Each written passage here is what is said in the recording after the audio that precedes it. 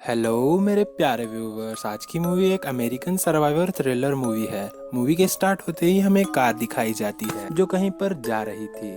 चलते चलते कार का टायर फट जाता है और उस कार में थे टॉड और उसकी गर्लफ्रेंड सारा, जॉर्डी, एरिक और जेफ और एरिक। जहाँ पर ये फंसे होते हैं उधर दूर दूर तक कुछ भी नहीं दिखाई दे रहा था। इनके पास एक एक्स्ट्रा टायर होता है। ये लोग डिसाइड करते हैं ये उसे लगाकर इधर से निकल जाएंगे। अजीब बात ये थी कि जब से वो इस रोड पर आए हैं इन्हें कोई भी कार नहीं दिखाई देती है। इस जगह पर कहीं पर सिग्नल आ रहे थे और कहीं पर सिग्नल नहीं आ रहे थे। कैरन उधर सिग्नल ढूंढती है और उधर चेक करती है कि 20 मिनट की दूरी पर एक गैरेज है जहाँ पर वो जाकर मैकेनिक को ला सकते हैं और उसका टायर बदल सकते हैं और उधर कुछ खा भी सकते हैं। पर ये अच्छा आइडिया नहीं होता है क्योंकि जब तक वो जाएंगे तब तक वो टायर बदल कर उधर से निकल सकते हैं। अब जॉर्डी को उधर से जल्द जाना था क्योंकि उसकी छोटी बहन का बर्थडे था, इसीलिए वो लोग जाने का कैंसिल कर देते हैं। अब जेफ कार का टायर चेंज करने लगता है, एरिक इधर उधर भटकने लगता है और बाकी के लोग कार के पास बैठे होते हैं। अब जेफ जैसे ही टायर को उठाता है उसमें से एक बुलेट निकलती है। इसका मतलब ये था कि कार का टायर पंचर नहीं हुआ था, उसे किसी ने ब्लास्ट किया था। अब इतने में ही कुछ आवाज आती है और टॉड को दिखाई देता है कि टायर डाउन रेंज पर जा रही है, इसीलिए टॉड वो टायर को पकड़ लेता है। अब सैरा देखने जाती है तो उसे उधर जेफ की डेड बॉडी दिखाई देती है जिस पर उसे गोली लग चुकी थी। अब जैसे ही सैरा उसको देखकर कुछ रिएक्ट कर पाती उससे पहले उसकी आंख में एक गोली लग जाती है और थोड़ी देर में उसकी दूसरी आंख में भी एक गोली लग जाती है और ये सब देखकर उसके बाकी के दोस्त सुन्न हो जाते हैं। अब इन सब लोगों को एहसास हो चुका था कि उधर एक स्नाइपर है और वो उनको मारने की कोशिश कर रहा है, इसीलिए वो सभी लोग कार के पीछे जाकर छुप जाते हैं। अब एरिक थोड़ी दूर होता है इसीलिए वो कार के पास भाग के आकर कवर लेता है, पर उससे पहले उसके शोल्डर पर एक बुलेट लग जाती है। अब स्नाइपर लगातार फायर कर रहा था पर ये कार की बदौलत बच जाते हैं। अभी तक स्नाइपर सप्रेसर डालकर गोलियां चला रहा था, इससे कम डैमेज हो रहा था। इसके बाद स्नाइपर सप्रेसर निकाल देता है और गोलियां अब और भी ज्यादा खतरनाक हो गई थी और ज्यादा डैमेज कर रही थी। अब ये सब लोग बहुत ही पैनिक कर जाते हैं क्योंकि उनके दो दोस्तों की लाशें पड़ चुकी थी और उन्हें सोचने का मौका भी नहीं मिला। एरिक बेचारा उनसे थोड़ी दूर भी पर था, इसीलिए वो और भी ज्यादा घबराया हुआ होता है। अब इतने में ही जॉर्डी एक बेवकूफ़ों वाली हरकत कर देती है और वो कवर से बाहर निकलने लगती है। इतने में ही उसकी दोस्त उसे समझाती है और कवर से बाहर निकलने से मना करती है और उसी वक्त टॉड को सारा की आवाज़ें सुनाई देती है। सारा अपनी आखिरी सांसें गिन रही थी पर टॉड कुछ नहीं कर पाता और उसे दम तोड़ते हुए देखता है। अब टॉड भी वही बेवकूफ़ वाली हरकत करने लगता है पर दोनों लड़कियां उसे वापस बुला लेती हैं। कैरन गन्स के बारे में बहुत कुछ जानती है, इसीलिए वो उसे कहती है कि हम कार के पीछे सेफ हैं, हमें गोली नहीं लग सकती। अब ये ज़्यादा देर उधर ही नहीं बैठे रह सकते थे क्योंकि एक खाली रोड था और इधर कार्स भी नहीं आ रही थी, इसीलिए स्नाइपर उन्हें बहुत जल्दी ढूंढ लेगा। अब इधर एरिक कहता है कि हम लोगों को उधर पेड़ों की तरफ भागना चाहिए जिससे कि एक की मौत होगी और बाकी सभी लोग बच जाएंगे। तभी कैरन कहती है कि अगर वो चलती हुई गाड़ी पर गोली चला सकता है तो भागते हुए लोगों पर उसे चलाना एक खेल लगेगा, इसीलिए वो उसे समझा रही थी। अब एरिक बहुत ज़्यादा घबरा जाता है और उनका यही लास्ट ऑप्शन होता है। तभी टॉड कहता है कि हमें कार में बैठकर निकल जाना चाहिए इधर से, पर कैरन को पता था कि वो उन्हें शूट कर ही देगा। तभी टॉड को यही उम्मीद होती है कि उधर से कोई ना कोई कार जरूर आएगी। तभी कैरन के कहने पर टॉड उस फोन को लेकर एक सेल्फी स्टिक पर लगाता है और नेटवर्क ढूंढने लगता है।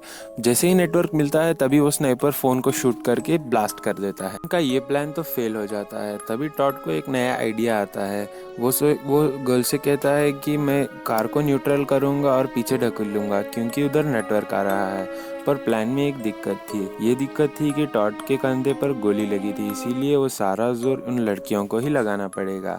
अगर उन लड़कियों ने बाय मिस्टेक से भी गाड़ी छोड़ दी तो ये लोग कवर से बाहर आ जाएंगे और वो स्नाइपर इन्हें मार देगा। अब ये लोग प्लान में कुछ और चीजें भी ऐड कर देते हैं, जैसे कि एरिक वीडियो पकड़ रहा होता है और उसकी वो फ्रेंड हुडी से स्नाइपर को डिस्ट्रैक्ट कर रही होती है। तभी टॉड तो गियर पर डाल ही रहा था, पर जैसे ही वो डाल रहा होता है उसके हाथ से गियर नहीं बढ़ता और वो स्नाइपर उनकी चाल समझ चुका था।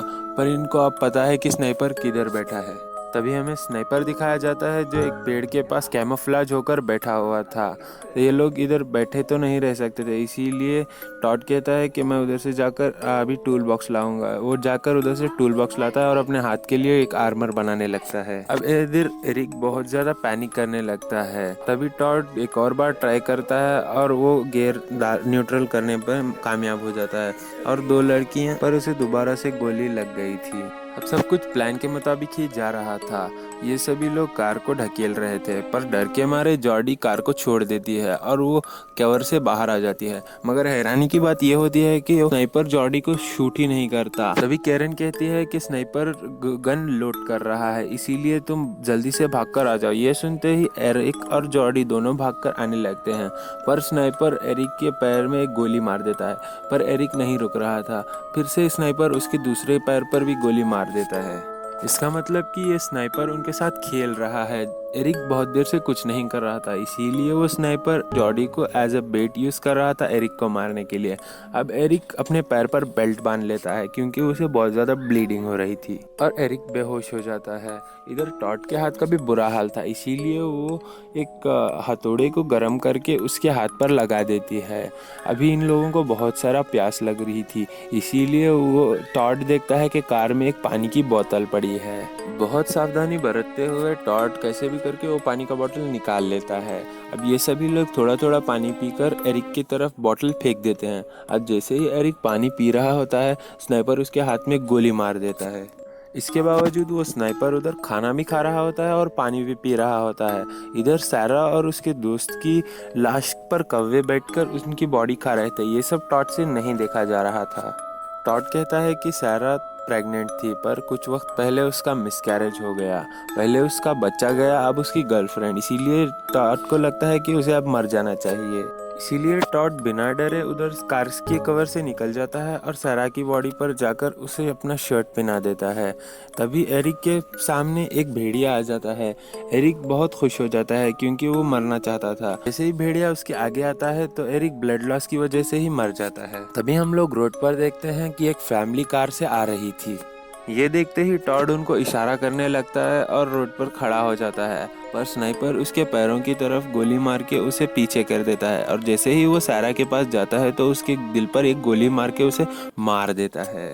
ये सब देखकर हमें ऐसा लगता है कि ये स्नाइपर के लिए बहुत ही मज़े का काम है। अब जैसे ही कार सामने आ रही होती है तो उसमें से मॉम उस कार को देख लेती है, पर स्नाइपर उसके हाथ को मारकर इंजर्ड कर देता है। इसीलिए कार अपना काबू खो देती है और उनकी कार से क्रैश होकर पलट जाती है। अब ये तीनों लोग भी जिंदा थे, पर स्नाइपर मॉम को 3 गोलियां मारता है और उसे खून से लथपथ कर देता है। तभी डैड उसकी बॉडी को उधर से लेकर कार के पीछे चले जाते हैं।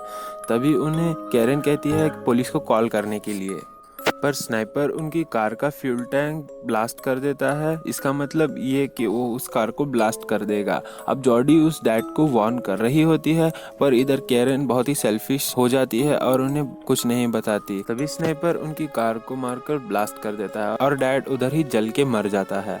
पर उनकी बेटी जिंदा थी, पर स्नाइपर उसे भी गोली मार के मार देता है। सभी ये लोग होपलेस हो जाते हैं और कार के पीछे बैठ जाते हैं। तभी जॉर्डी कहती है कि उन्हें रात होते ही इधर से भागना पड़ेगा, पर कैरन को पता था कि स्नाइपर के पास नाइट विजन जरूर होंगे और वो लोग फिर से निराश हो जाते हैं। पर तभी जॉर्डी को आइडिया आता है कि वो हमें रात में तो देख सकता है, पर वो जलती हुई कार को देखकर ये कहती है कि वो हमें धुएं में तो नहीं देख सकता।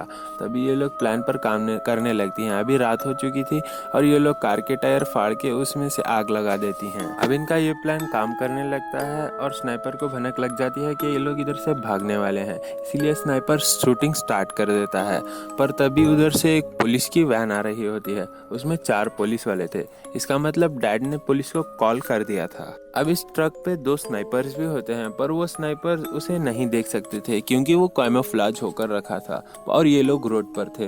तभी स्नाइपर सीधे सीधे शेरिफ को ही मार देता है। शेरिफ का पैर अभी एक्सीलेटर पर था, इसीलिए कार बहुत स्पीड हो जाती है और उधर से एक स्नाइपर गिर जाता है। अब ये सब होते ही कैरन उधर से भागने लगती है, पर वो सबसे बेवकूफ़ी वाला काम था। यही बात उसने एरिक को भी पहले कही थी, पर अभी वो यही ट्राई कर रही थी। इसीलिए स्नाइपर स्नाइपर उसे सीधे सीधे गोली मार देता है। अभी जॉर्डी घबराते हुए उस पुलिस ट्रक के पास जाती है, पर इसका भी कोई फायदा नहीं होता क्योंकि वो डिप्टी और दूसरे स्नाइपर को भी शूट कर देता है। अब ये सब देखने के बाद जॉर्डी बहुत ही तंग आ चुकी थी, इसीलिए वो ट्रक लेकर सीधे सीधे स्नाइपर के पास जाकर उस ट्रक को पेड़ पर दे मारती है, इसलिए स्नाइपर अभी लटक चुका था। और यहाँ फाइनल फेस ऑफ होता है। स्नाइपर तो चाकू लेकर फाइट करने के लिए रेडी होता है, तभी जॉर्डी उसके अंदर 4 गोलियां दे मारती है और वो स्नाइपर गिर जाता है, पर वो मरा नहीं था।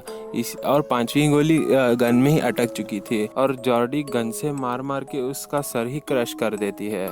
तभी जॉर्डी देखती है कि स्नाइपर ने उसकी गन पर विक्टिम्स को मार्क किया है। ये सब देखते ही उसे उसके दोस्तों की याद आती है और उसे और गुस्सा आ जाता है। इसके बाद वो एक और बार गन से उस स्नाइपर को मारती है। मगर इस बार वो 5वीं गोली जो अटक गई थी वो लोड हो जाती है और सीधे आके जॉर्डी के गले में लग जाती है। ये सब की कोई ज़रूरत नहीं थी, पर जॉर्डी ने जोश में आके होश खो दिए थे, इसीलिए वो मारी गई, वरना वो बड़ी आसानी से जिंदा रह सकती थी। और इसी के साथ मूवी एंड हो जाती है। Thanks for watching.